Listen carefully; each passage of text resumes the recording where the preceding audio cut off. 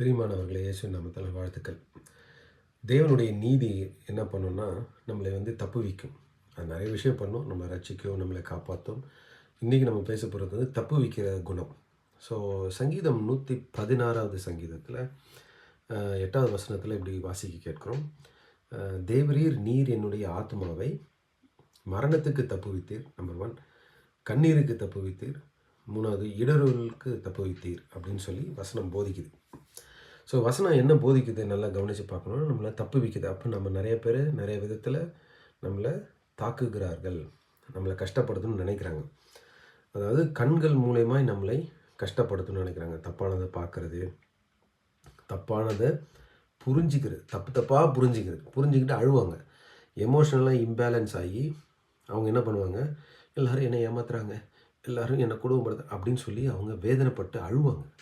எதுக்குப்பா அழுகிற அப்படின்னு சொல்லி விசாரித்து பார்த்தீங்கன்னா எதுவுமே இருக்காது, சம்மந்தமே இருக்காது, சின்ன பிள்ளை மாதிரி இருப்பாங்க. ஸோ இந்த விஷயத்துக்கெல்லாம் தேவன் நம்மளை தப்பு வைக்கிறார். அப்புறம் வசனம் என்ன போட்டிருக்கு, கால்கள் இடராதபடி. கால்கள் இடருமா, இந்த மாதிரி கண்ணி வச்சுருப்பாங்க. அந்த கண்ணிக்கு நம்மளுடைய கால்களை தப்பு வைக்கிற தேவன். இவன் விழுந்துட மாட்டானா, இவன் அசிங்கப்பட்டுற மாட்டானா, இவனை போட்டு தள்ளிட மாட்டோமா அப்படின்னு சொல்லி பிசாசின் தூதர்களும் இதெல்லாம் வெயிட் பண்ணிகிட்ருக்குமா. ஸோ இதெல்லாத்துக்குமே தேவன் நம்மளை தப்பு வைக்கிறார். அப்போது எவ்வளோ நல்ல தேவன் பாருங்கள். நம்ம கால்களை தப்பு வைக்கிறார், நம்ம கண்களை தப்பு வைக்கிறார், ஏன் நம்ம உதடு கூட தப்பு வைக்கிறார். எப்படின்னா பொய் சொல்லாமல் பித்தலாட்டம் பண்ணாமல், அப்புறம் வஞ்சகம் செய்யாமல் வஞ்சிக்கிறவர்கள்ட்ட இருந்ததெல்லாம் தப்பு வைக்கிறார். எதுக்கு இதெல்லாம் தப்பு வைக்கிறார் அப்படின்னா, வேதவசனம் அதுக்கும் பதில் சொல்லுது.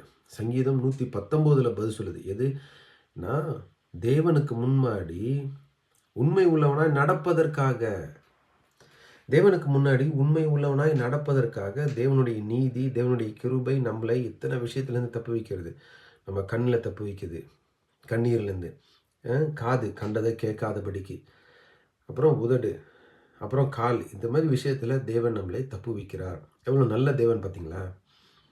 இதுதான் தேவ கிருபை, இதுதான் தேவனுடைய நீதி, நம்மளை தப்பு வைக்கிற தேவன்.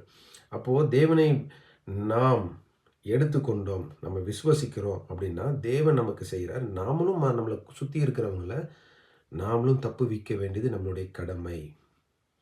அது எப்படின்னா, அவங்களுக்கு சரியான விஷயத்தை போதிப்பது, அவங்களுக்கு முன்னாடி நம்ம சரியாக நடப்பது. அவங்களுக்கு முன்னாடி ஒரு அப்பா அம்மா, இப்போ எனக்கு பசங்க இருக்கிறாங்க, அவங்களுக்கு முன்னாடி நான் சரியாக நடப்பது என்னென்னா, அவங்களுக்கு அதை காண்பிக்கிறது. இந்த மாதிரி நிறைய விஷயம் இருக்குது. கர்த்தர் நம்மளை ஆசீர்வதித்து அவருடைய நீதினால்